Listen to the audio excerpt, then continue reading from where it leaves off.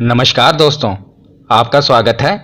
तो आज की इस वीडियो में हम इंडियन ज्योग्राफी का दूसरा भाग भारत का भौतिक स्वरूप कवर करेंगे। मेनली इस वीडियो में हम हिमालय का विस्तार है जो कि उत्तर भारत में है, उसका पूरा विभाजन कवर करेंगे, जो कि बहुत ही इम्पोर्टेंट है हमारी परीक्षाओं के लिए। तो चलिए बिना देरी किए हुए वीडियो को शुरू करते हैं। तो चलिए वीडियो की शुरुआत करते हैं और सबसे पहले देखते हैं भारत का भौतिक स्वरूप। तो भारत के धरातल पर बहुत विविधता पाई जाती है। कहीं पर पठार हैं, कहीं पर ऊंचे ऊंचे पर्वत हैं, तो कहीं पर समतल मैदान हैं। अगर हम देखें तो भारत के संपूर्ण क्षेत्रफल का लगभग 10.7% भाग पर्वतीय भाग है और लगभग 18.6% पहाड़ियाँ हैं। लगभग 27.7% पठारी क्षेत्र हैं जो कि भारत के दक्षिण में हैं और 43% मैदानी भाग है। ये कुछ फैक्ट हैं जो कि आपको पता होना चाहिए। तो उसके बाद हम देखते हैं कि भौतिक रचना तथा धरातल के स्वरूप के अनुसार भारत को 5 भागों में बांटा गया है। तो पूरे भारत को उसकी भौगोलिक संरचना के हिसाब से 5 भागों में बांटा गया है। पहला है उत्तर का पर्वतीय क्षेत्र, दूसरा है विशाल मैदान, तीसरा है प्रायद्वीपीय पठार जो कि भारत के दक्षिण में है, चौथा है मरुस्थलीय प्रदेश और पांचवा है समुद्र तटीय मैदान। तो भौतिक रचना के हिसाब से भारत को इन 5 भागों में बांटा गया है। तो आज हम देखते हैं उत्तर का पर्वतीय क्षेत्र। तो देखते हैं उत्तर का पर्वतीय क्षेत्र, जिसे हिमालय पर्वतीय क्षेत्र भी कहा जाता है, क्योंकि भारत के उत्तर में हिमालय का विस्तार है, पूरा हिमालय के पर्वत का विस्तार है, इसीलिए इसे हिमालय पर्वतीय क्षेत्र भी कहा जाता है। तो जो हिमालय पर्वत है इसका विभाजन 2 तरह किया गया है। एक तो उत्तर से दक्षिण की ओर विभाजन किया गया है और एक पश्चिम से पूर्व की ओर विभाजन किया गया है। तो हम दोनों देखेंगे। पहले हम देखते हैं उत्तर से दक्षिण विभाजन। पहले मैं आपको इसका ओवरव्यू दूंगा। मैं आपको सिर्फ बताऊंगा कि कौन कौन से पॉइंट हम देखेंगे, आगे हम इसे डिटेल में कवर करेंगे। तो सबसे पहले देखते हैं उत्तर से दक्षिण में विभाजन। तो जो हिमालय पर्वत है इसे 4 पर्वत श्रृंखलाओं में बांटा गया है उत्तर से दक्षिण की ओर। सबसे ऊपर इसे कहते हैं ट्रांस हिमालय, दूसरा है वृहद हिमालय, तीसरा है मध्य हिमालय और चौथा है शिवालिक हिमालय। तो ये पूरा हिमालय पर्वत ही है। देखिए ऐसे होता है पर्वत, अगर लगातार पर्वत हैं तो उसे कहते हैं पर्वत श्रृंखला। तो ये पूरी पर्वत श्रृंखला हिमालय की ही है। 4 पर्वत श्रृंखलाएं हैं मेन, इन्हें उत्तर से दक्षिण की ओर विभाजन किया गया है, इसीलिए इसका नाम रखा गया है। पहले को ट्रांस हिमालय कहते हैं, दूसरे को वृहद हिमालय कहते हैं, तीसरे को मध्य हिमालय कहते हैं और चौथे को शिवालिक हिमालय कहते हैं। आगे हम डिटेल से पढ़ेंगे, पर अभी मैं आपको सिर्फ विभाजन बता रहा हूँ। तो उत्तर से दक्षिण विभाजन हम देखा। अब हम देखते हैं पश्चिम से पूर्व विभाजन, जिसे प्रादेशिक विभाजन भी कहते हैं। तो सर सिडनी बुराड ने इसका विभाजन किया था। जैसे मैंने पहले उत्तर से लेकर दक्षिण तक विभाजन देखा, उन्होंने इसका विभाजन पश्चिम से लेकर पूर्व की ओर किया और इसे प्रादेशिक विभाजन भी किया। उन्होंने इसका विभाजन प्रदेशों के नाम के हिसाब से और नदियों के हिसाब से किया। आगे हम डिटेल में देखेंगे, पर आप अभी इसका ओवरव्यू ले लीजिए। तो जो ये वाला हिस्सा देख रहे हैं इसे कहते हैं पंजाब हिमालय व कश्मीर हिमालय, क्योंकि आप देख ही रहे होंगे ये पंजाब, इसका विस्तार भारत में पंजाब की ओर और कश्मीर की ओर है। और उसके बाद जो दूसरा भाग है इसे कहते हैं कुमायूं हिमालय, इसका मुख्यतः विस्तार उत्तराखंड में है। और इसका तीसरा भाग है नेपाल हिमालय, जिसका पूरा विस्तार नेपाल की ओर है। और चौथा है असम हिमालय। तो आप देख रहे होंगे इसको भी 4 प्रकार में बांटा गया है, पश्चिम से पूर्व की ओर भी। पहला है पंजाब हिमालय, दूसरा कुमायूं हिमालय, तीसरा नेपाल हिमालय और चौथा असम हिमालय। तो ये इसका विभाजन पश्चिम से पूर्व की ओर किया गया है, आप देख रहे हैं, और प्रदेश के हिसाब से किया गया है, इसीलिए इसे पश्चिम से पूर्व विभाजन और प्रादेशिक विभाजन कहते हैं। तो उत्तर से दक्षिण की ओर विभाजन और पश्चिम से पूर्व की ओर विभाजन, इसका हमने पूरा ओवरव्यू ले लिया। अब हम इसे डिटेल में देखते हैं। तो अब सबसे पहले देखते हैं उत्तर से दक्षिण की ओर विभाजन, जिसमें 4 पर्वत श्रृंखलाएं थीं। पहला था ट्रांस हिमालय, दूसरा वृहद हिमालय, तीसरा मध्य हिमालय और चौथा था शिवालिक हिमालय। तो उसका पहली पर्वत श्रृंखला हम देखते हैं ट्रांस हिमालय। ये काफ़ी कॉम्प्लिकेटेड है, पर मैं आपको बहुत ही आसान तरीके से समझाऊंगा और जिससे प्रश्न बनते हैं मैंने वही फैक्ट कवर किए हैं। तो चलिए देखते हैं। तो जो ट्रांस हिमालय है इसका जो विस्तार है, हम भारत की ही बात करेंगे तो जम्मू कश्मीर की ओर और लद्दाख में है। तो जिस प्रकार जो उत्तर से दक्षिण की ओर विभाजन था पूरे हिमालय का, वो 4 पर्वत श्रृंखलाओं में था, उसी प्रकार ये है पूरा ट्रांस हिमालय, और ये भी 4 पर्वत श्रृंखलाओं में बटा हुआ है। याद रखिएगा, जैसे पूरा हमने देखा ना, पूरा हिमालय उत्तर से लेकर दक्षिण की ओर कितनी पर्वत श्रृंखलाओं में बटा था, तो उसको वैज्ञानिकों ने 4 पर्वत श्रृंखलाओं में बांटा था, और पश्चिम से पूर्व की ओर भी 4 पर्वत श्रृंखलाओं में ही बांटा था। उसी प्रकार जो ट्रांस हिमालय का विस्तार है, इसे भी वैज्ञानिकों ने 4 पर्वत श्रृंखलाओं में बांटा हुआ है। याद रखिएगा। तो सबसे ऊपर कौन सा है? काराकोरम। तो सबसे ऊपर पर्वत श्रृंखला है काराकोरम। ये सभी ट्रांस हिमालय के ही भाग हैं। दूसरे नंबर पे है लद्दाख पर्वत श्रृंखला, तीसरे नंबर पे है जास्कर पर्वत श्रृंखला, और चौथे नंबर पे है पीर पंजाल पर्वत श्रृंखला। ये आपको आसानी से याद हो जाएंगे, आपको इसको रटना नहीं है, बस 2 बार वीडियो देख लेना, आपको ये आसानी से याद हो जाएंगे। तो यह हिमालय का सबसे प्राचीनतम भाग है। कौन सा? ट्रांस हिमालय। तो ट्रांस हिमालय, याद रखिएगा, हिमालय का सबसे प्राचीनतम भाग है, और यहाँ पर वनस्पतियों का अभाव है। वनस्पतियों का अभाव क्यों है? क्योंकि जो हिमालय का सबसे ऊपर है ट्रांस हिमालय, तो जो ट्रांस हिमालय है ये पूरा देख रहे हैं हम, ये काफ़ी ऊंचाई पर है। अगर इसकी हम औसतन ऊंचाई की बात करें तो लगभग है 6000 मीटर। तो यहाँ पर पूरा बर्फ़ जमा होती है, पूरी बर्फ़ जमा होती है, जिस कारण यहाँ पर कोई वनस्पति नहीं होती। इसीलिए याद रखिएगा, यहाँ पर वनस्पतियों का अभाव है। यहाँ पर बड़े बड़े ग्लेशियर हैं और कोई भी यहाँ पर वनस्पति नहीं उगती। तो एग्जामिनर अगर पूछ ले कि वनस्पतियों का अभाव किस पर्वत श्रृंखला में है, तो याद रखिएगा ट्रांस हिमालय में है वनस्पतियों का अभाव। और इसके अंतर्गत 4 पर्वत श्रृंखलाएं आती हैं, ये तो मैंने आपको बता ही दिया। कौन कौन सी? काराकोरम, लद्दाख, जास्कर और पीर पंजाल। ये पर्वत श्रेणियाँ ट्रांस हिमालय के अंतर्गत आती हैं। भारत में सबसे ऊंची चोटी K2 गोडविन ऑस्टिन है। तो K2 को ही गोडविन ऑस्टिन कहते हैं। इसकी ऊंचाई है लगभग 8611 मीटर, और काराकोरम पर्वत श्रेणी की ये सर्वोच्च चोटी है। तो काराकोरम की तो सर्वोच्च चोटी होगी ही, जब ये भारत में सबसे ऊंची चोटी है तो काराकोरम की भी तो सबसे ऊंची चोटी होगी। तो काराकोरम पर्वत श्रेणी की सर्वोच्च चोटी कौन सी है? K2। तो ये अभी समय इस पर पाकिस्तान का कब्जा है, पर ये जो पूरा जम्मू कश्मीर देख रहे हैं, अब तो ये ऊपर वाला लद्दाख बन गया, इसे भारत अपना अभिन्न हिस्सा मानता है। भले ही पाकिस्तान ने इस पर कब्जा किया हुआ है, पर यह है तो भारत का अभिन्न हिस्सा। इसीलिए जो इसकी सबसे ऊंची चोटी है, भारत उसे अपने अंडर ही मानता है। इसीलिए जब बात आए कि भारत में सबसे ऊंची चोटी कौन सी है, तो वो है गोडविन ऑस्टिन। याद रखिएगा। तो इसे K2 क्यों कहते हैं, ये भी मैं आपको बता देता हूँ। K2 क्यों कहते हैं? क्योंकि इसका नाम तो गोडविन ऑस्टिन है और इसे K2 भी कहते हैं। तो मैंने आपको बताया ना कि जब एक पर्वत लगातार पर्वत हो तो उसे पर्वत श्रृंखलाएं कहते हैं। तो ये है काराकोरम पर्वत श्रृंखला। तो इसका नाम कैसे रखा गया था? पहले पर्वत को K1, काराकोरम K से शुरू होता है ना, K से, तो K1 रखा गया, दूसरे का K2 रख दिया गया, जब इसकी काउंटिंग हुई थी तो तीसरे का K3 रख दिया गया, चौथे का K4 रख दिया गया। तो इसमें जो सबसे ऊंची चोटी थी वो K2 थी, इसीलिए हम इसे K2 कहते हैं, और इसे गोडविन ऑस्टिन भी कहते हैं। आशा करता हूँ इसे आपको याद रहेगा। K2 से याद रखना कि ये काराकोरम पर्वत श्रृंखला की ही सबसे ऊंची चोटी है। और दूसरा फैक्ट ये याद रखना, ये भी बहुत बार एग्जाम में पूछा गया है कि माउंट राकापोशी लद्दाख श्रेणी की सर्वोच्च ऊंची चोटी है। जिस प्रकार काराकोरम की K2 है, उसी प्रकार लद्दाख की सर्वोच्च चोटी कौन सी है, तो वो माउंट राकापोशी है। इसे क्यों पूछा जाता है एग्जाम में? क्योंकि जो यह चोटी है, ये इसकी जो ढाल है, ये विश्व में सर्वाधिक तीव्र मानी जाती है। हम कहते हैं ना कि कई चीज़ों की बहुत ही खड़ी ढाल है, मतलब इसकी जो ढाल है काफ़ी तीव्र है। अगर यहाँ से कोई चीज़ नीचे गिर जाए तो उसका कभी पता नहीं चलेगा। इसकी ढाल काफ़ी तीव्र है पूरी दुनिया में, इसीलिए पूछा जाता है कि माउंट राकापोशी लद्दाख श्रेणी की सर्वोच्च चोटी है और इसकी जो ढाल है वो विश्व में सर्वाधिक तीव्र मानी जाती है। तो ट्रांस हिमालय हमने कवर कर लिया। अब हम दूसरा देखते हैं, वृहद हिमालय। तो दूसरी पर्वत श्रृंखला थी कौन सी? उत्तर से दक्षिण की ओर वृहद हिमालय। इसी को हिमाद्री हिमालय कहते हैं, इसी को सर्वोच्च हिमालय कहते हैं, और इसी को महान हिमालय कहते हैं। ये सभी एक ही के नाम हैं। अभी धीरे धीरे मैं आपको बताऊंगा तो आपको ये याद हो जाएंगे। तो यह हिमालय की सबसे ऊंची श्रेणी है, और विश्व की सबसे ऊंची चोटी माउंट एवरेस्ट इसी पर्वत श्रेणी में स्थित है।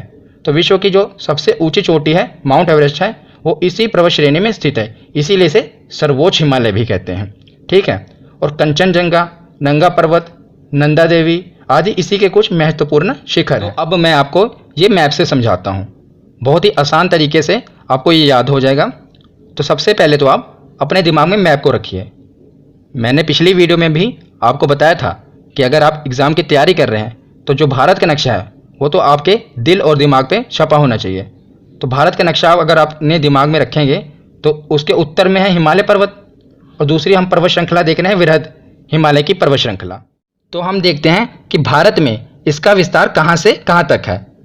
तो भारत में इसका विस्तार है पीओके के नंगा पर्वत से लेकर, याद रखिएगा ये नंगा पर्वत है, अरुणाचल प्रदेश के नामचा बरवा पर्वत तक इसका विस्तार है भारत में। तो सबसे पहले हम देखते हैं कि पीओके में कौन सा है, नंगा पर्वत, याद रखिएगा। उसके बाद अगर आप कश्मीर से आगे आइए तो उत्तराखंड है, नक्शे को रखना दिमाग में। तो उत्तराखंड में प्रमुखतः ये 3 पर्वत हैं। पहला है बंदरपूंछ पर्वत, दूसरा है कामेट पर्वत और तीसरा है नंदा देवी पर्वत। ये 3 पर्वत हैं उत्तराखंड में। ज़्यादातर एग्जाम में पूछा जाता है कि नंदा देवी पर्वत कहाँ पर है, तो याद रखिएगा नंदा देवी पर्वत उत्तराखंड में है। सबसे पहले है बंदरपूंछ पर्वत, दूसरा कौन सा है तो कामेट पर्वत और तीसरा है नंदा देवी पर्वत। और उसके साथ साथ आपको बताता हूँ कि जो बंदरपूंछ पर्वत है और कामेट पर्वत है, इसके बीच में छोटी छोटी पर्वत श्रृंखलाएं हैं, छोटे छोटे पर्वत हैं, ये भी एग्जाम में पूछे जाते हैं। तो बंदरपूंछ और कामेट के बीच ही गंगोत्री, यमुनोत्री, केदारनाथ और बद्रीनाथ पर्वत हैं। ये सभी उत्तराखंड में ही है ना, आपको पता होगा केदारनाथ और बद्रीनाथ कहाँ पर हैं, तो उत्तराखंड में ही है। इसे आप आसानी से याद रख पाएंगे।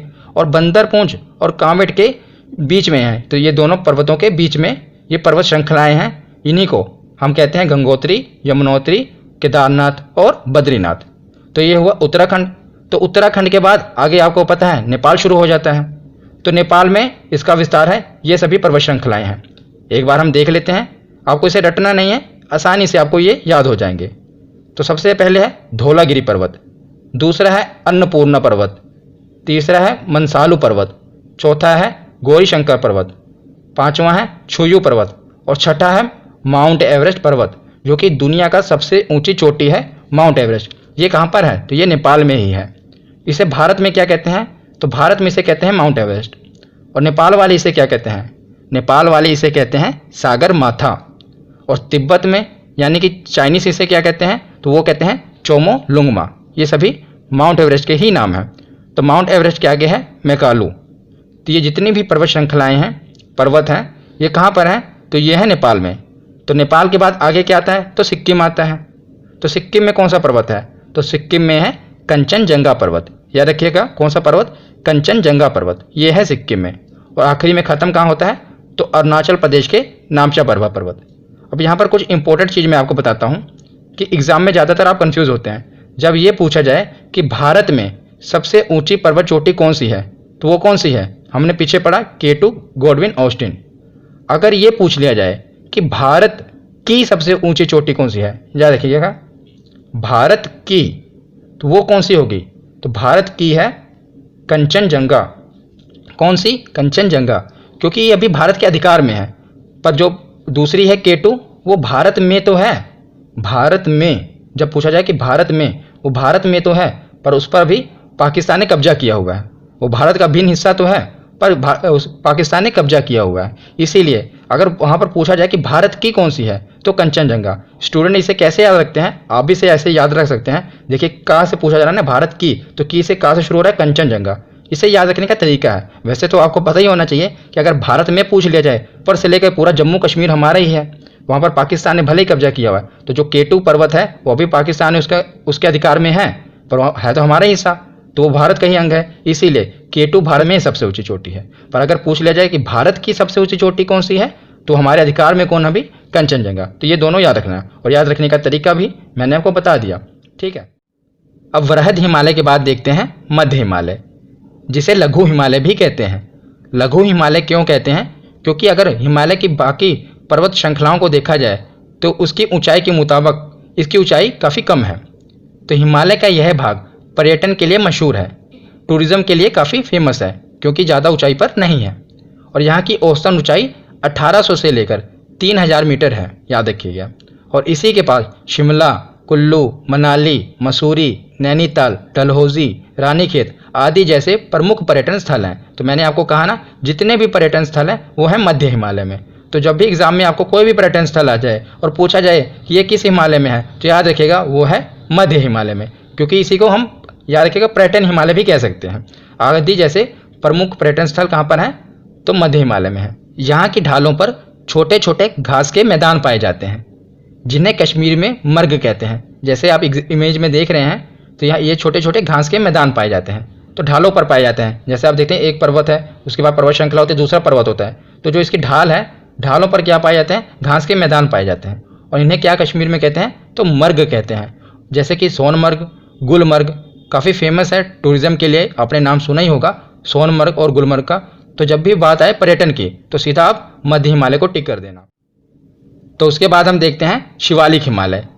तो हमने ट्रांस हिमालय, वृहद हिमालय और मध्य हिमालय पढ़ लिया। आखिरी कौन सा है? उत्तर से लेकर दक्षिण के विभाजन वाले में शिवालिक हिमालय। इसे बाहरी हिमालय भी कहते हैं। बाहरी हिमालय क्यों कहते हैं? क्योंकि हमने सबसे ऊपर पढ़ा ट्रांस हिमालय, उसके बाद आया वृहद हिमालय, फिर आया मध्य हिमालय। तो ये सबसे बाहरी है, इसलिए इसे बाहरी हिमालय भी कहते हैं। और याद रखिएगा, जो सबसे ऊपर था ट्रांस हिमालय, ये सबसे प्राचीनतम भाग है हिमालय का। और जो ये है शिवालिक हिमालय, ये सबसे युवा भाग है हिमालय का। तो यह हिमालय पर्वत का सबसे दक्षिणी तथा भौगोलिक रूप से युवा भाग है, जो पश्चिम से पूर्व तक फैला हुआ है। और इसकी औसतन ऊंचाई बात की जाए तो 850 से लेकर 1200 मीटर है। और बात की जाए इसके विस्तार की, तो इसका विस्तार पाकिस्तान से शुरू होता है और वहाँ से लेकर पाकिस्तान के कौन से सुलेमान पहाड़ी से शुरू होता है, वहाँ से लेकर अराकान पर्वत। तो भारत और म्यांमार के बीच जो पर्वत सीमा बनाता है उसे कहते हैं अराकान पर्वत। काफ़ी बार एग्जाम में पूछा गया है कि भारत और म्यांमार के बीच कौन सा पर्वत सीमा बनाता है, तो ये अराकान पर्वत ही भारत और म्यांमार के बीच सीमा बनाता है। तो इसका विस्तार पाकिस्तान की सुलेमान पहाड़ी से लेकर म्यांमार के साथ सीमा बनाने वाले अराकान पर्वत तक है। तो इस क्षेत्र में अनेक समतल घाटियाँ हैं जिसे दून और द्वार कहते हैं। जैसे हरिद्वार, देहरादून। तो हरिद्वार आप गए होंगे गंगा स्नान करने के लिए, तो गंगा कहाँ से निकलती हैं? शिव जी की जटाओं से निकलती हैं ना। तो इससे याद रखना है कि शिवालिक हिमालय में ही हरिद्वार है और देहरादून भी यहीं पर ही है। तो ये इससे इतना ही बनता है। तो उसके बाद अब हम आगे देखते हैं। जैसे सबसे ऊपर कौन सा था? ट्रांस हिमालय, उसके बाद था वृहद हिमालय, तीसरे नंबर पर था मध्य हिमालय और आखिरी में था शिवालिक हिमालय। तो जो इसके बीच का भाग था इसे कुछ कहा जाता है और काफ़ी बार एग्जाम में पूछा गया। तो हम देखते हैं इसे याद भी कैसे करना है। और सबसे पहले देखते हैं ये है क्या। तो ट्रांस हिमालय और वृहद हिमालय के बीच के भाग को क्या कहते हैं? तो सचर जोन कहते हैं। याद रखिएगा, इसे कहते हैं सचर जोन। और वृहद हिमालय और मध्य हिमालय के बीच के भाग को कहते हैं मेन सेंट्रल थ्रस्ट। याद रखिएगा। और मध्य हिमालय और शिवालिक हिमालय के बीच के भाग को कहते हैं मेन सीमांत दर्रा। अब बात आई कि इसे याद कैसे करेंगे, क्योंकि ये काफ़ी बार पूछा गया है एग्जाम में। तो सबसे ऊपर कौन सा है? Suture zone. तो ये इससे याद रखिएगा, चाह हटा दिए सर जोन। तो सर हमारे शरीर के सबसे ऊपर कौन सा भाग होता है? सर होता है ना हमारा। तो इससे याद रखना कि सबसे ऊपर है सचर जोन। और दूसरे नंबर वाला है सेंट्रल। तो ये तो आपको पता ही लग गया, ये सेंटर में है। सबसे ऊपर सर है, बीच में सेंटर वाला भाग। तो सेंट्रल जोन है ये वृहद हिमालय और मध्य हिमालय के भाग बीच में है। तो बाकी एक ही बचा लास्ट में, मेन सीमांत दर्रा। तो ये तीनों चीज़ आप याद रखना है। ये कई बार एग्जाम में पूछा जाता है। एग्जाम में ऐसे पूछा जाएगा कि ट्रांस हिमालय और वृहद हिमालय के मध्य कौन सा भाग है? याद रखिएगा, सचर जोन। तो उत्तर से लेकर दक्षिण की ओर विभाजन तो हमने पढ़ लिया। अब हम देखते हैं हिमालय का पश्चिम से लेकर पूर्व की ओर विभाजन। इसे प्रादेशिक विभाजन भी कहते हैं, क्योंकि इसका नाम प्रदेशों के हिसाब से रखा गया है। तो सर सिडनी बुराड ने पश्चिम से पूर्व की ओर हिमालय का विभाजन किया। तो हिमालय तो एक ही है और उसकी जो पर्वत श्रृंखलाएं हैं वो भी 4 ही हैं। पर पहले हमने देखा इसका उत्तर से लेकर दक्षिण की ओर विभाजन, मतलब ऊपर से लेकर नीचे की ओर। अब हम देखेंगे इसका पश्चिम से लेकर पूर्व की ओर विभाजन। पश्चिम से पूर्व की ओर इसका विभाजन देखेंगे। तो सर सिडनी बुराड ने इसका पश्चिम से पूर्व की ओर विभाजन किया। उन्होंने भी इसका 4 भागों में ही विभाजन किया। तो सबसे पहले है पंजाब हिमालय, जिसे कश्मीर हिमालय भी कहते हैं। दूसरे नंबर पे है कुमायूं हिमालय, तीसरे नंबर पे है नेपाल हिमालय और चौथे नंबर पे है असम हिमालय। अब हम देखते हैं पहला भाग पंजाब हिमालय व कश्मीर हिमालय। तो याद रखिएगा, जो जो इम्पोर्टेंट फैक्ट हैं जो एग्जाम में पूछे गए हैं मैंने सिर्फ वही कवर किए हैं। तो जो सर सिडनी बुराड थे उन्होंने क्या किया, पश्चिम से पूर्व की ओर विभाजन कैसे किया। तो जो जो प्रमुख नदियाँ थीं उन्होंने उस हिसाब से उसको बांट दिया। जो जो नदियों के बीच पहाड़ आते थे उनका विभाजन उन्होंने कर दिया। तो इसका विस्तार देखते हैं पंजाब हिमालय का। तो इसका विस्तार है सिंधु नदी से सतलुज नदी के बीच का भाग। तो सिंधु नदी से लेकर जो सतलुज नदी के बीच का भाग है उन्होंने इसे पंजाब हिमालय का नाम दिया। और इसका विस्तार देखें तो पंजाब और कश्मीर और हिमाचल का कुछ भाग इसके अंतर्गत आता है। और बात करें इसकी लंबाई की, तो इसकी लंबाई है 560 किलोमीटर। और सबसे इम्पोर्टेंट, कई बार एग्जाम में पूछा गया है कि यहाँ पर जाफरान की खेती होती है। एग्जाम में ऐसे पूछा जाता है कि जाफरान की खेती हिमालय के किस भाग में होती है। तो याद रखिएगा पंजाब हिमालय में। तो जाफरान क्या होता है? तो जो आप नीचे ये इमेज देख रहे हैं, ये जाफरान का पौधा है जो इस पर फूल लगा हुआ है। आपको जाफरान तो नहीं समझ आ रहा होगा, पर अगर मैं आपको केसर बताऊं तो आपको इजीली समझ आ जाएगा। तो जो केसर होती है ना, इसी जाफरान के फूल में ही होती है। आप देख रहे हैं ना, ये जो फूल है इसके अंदर ये आप जो लाल लाल देख रहे हैं, यही है केसर। तो जाफरान की खेती के लिए फेमस है पंजाब हिमालय। वैसे भी आपको पता होगा कश्मीर केसर के लिए काफ़ी फेमस है। तो पंजाब हिमालय को ही कश्मीर हिमालय कहते हैं और यहीं पर जाफरान की खेती होती है। उसके बाद हम देखते हैं कुमायूं हिमालय। तो हमने पिछले देखा कि सिंधु नदी से लेकर सतलुज नदी के बीच के भाग को कहते हैं कौन सा, क्या कहते हैं? पंजाब हिमालय। तो सिंधु नदी से लेकर सतलुज नदी के बीच, अब यही सतलुज नदी से लेकर काली नदी जो है उसके बीच के भाग को कुमायूं हिमालय कहते हैं। तो याद रखिएगा, आगे आगे बढ़ते जाना है। तो सतलुज नदी से लेकर काली नदी के मध्य के भाग को कहते हैं कुमायूं हिमालय। और इसका विस्तार मुख्यतः कहाँ पर है? तो इसका विस्तार है उत्तराखंड में। उत्तराखंड में है और इसकी लंबाई है लगभग 320 किलोमीटर। याद रखें कि नंदा देवी, केदारनाथ, बद्रीनाथ आदि जितनी भी प्रमुख चोटियां हैं वो कुमायूं हिमालय पर ही हैं। मैंने आपको पीछे बताया था इसका विस्तार जैसे कि उत्तराखंड में है, और मैंने आपको कहा था ना कि जो केदारनाथ है, बद्रीनाथ है, नंदा देवी, ये कहाँ पर है? तो ये उत्तराखंड में ही है। तो वैसे भी आप याद रख सकते हैं कि कुमायूं हिमालय का विस्तार भी उत्तराखंड में ही है, और उत्तराखंड में ही नंदा देवी, केदारनाथ और बद्रीनाथ ये सभी प्रमुख चोटियाँ हैं। तो कुमायूं हिमालय के बाद हम देखते हैं नेपाल हिमालय। तो जो नेपाल हिमालय है इसका विस्तार, तो ये जो अब नेपाल देख रहे हैं, नेपाल का बॉर्डर भी यही नदी बनाती है। काली नदी है, इस तरफ है तीस्ता नदी। तो काली नदी और तीस्ता नदी के बीच में है नेपाल, तो इसे नेपाल हिमालय कहते हैं। और इसका विस्तार मुख्यतः नेपाल में ही है और इसकी लंबाई सबसे लंबी है, ये सबसे लंबा है 800 किलोमीटर। माउंट एवरेस्ट, कंचनजंगा प्रमुख चोटी है जो इसी पर ही है, क्योंकि जो आपको पता ही होगा, मैंने पीछे बताया ना कि माउंट एवरेस्ट कहाँ पर है? तो नेपाल में ही है, तो नेपाल हिमालय में ही होगा। ये तो सीधा ही आप याद रख सकते हैं। तो ये पूछा जाता है कि माउंट एवरेस्ट किस हिमालय पर है? तो नेपाल हिमालय पे है, अगर इसका विस्तार पश्चिम से पूर्व की ओर हो तब। तो आखिरी में एक बच्चा कौन सा? असम हिमालय। तो असम हिमालय का विस्तार कहाँ पर है? तो काली नदी और तीस्ता नदी के बीच में है नेपाल। तो तीस्ता नदी के बाद जो दिहांग नदी है, कहीं कहीं पर इसका लिखा होता है दिहांग नदी पर, और कहीं कहीं पर लिखा होता है ब्रह्मपुत्र नदी। तो जो ब्रह्मपुत्र नदी है इसी की सहायक नदी है दिहांग नदी। तो आप कंफ्यूज मत होइएगा, अगर दिहांग नदी हो तो वो लगा देना, अगर ब्रह्मपुत्र नदी हो तो उस ऑप्शन को टिक कर देना। तो तीस्ता नदी से लेकर दिहांग नदी के बीच के भाग को कहते हैं असम हिमालय, और इसकी लंबाई है लगभग 720 किलोमीटर से लेकर 750 किलोमीटर तक। इससे ज़्यादा प्रश्न नहीं बनते हैं असम हिमालय से, जो पीछे हमने 3 पढ़े उससे ज़्यादा प्रश्न बनते हैं। तो कैसी लगी ये वीडियो कमेंट सेक्शन में ज़रूर बताना। धन्यवाद।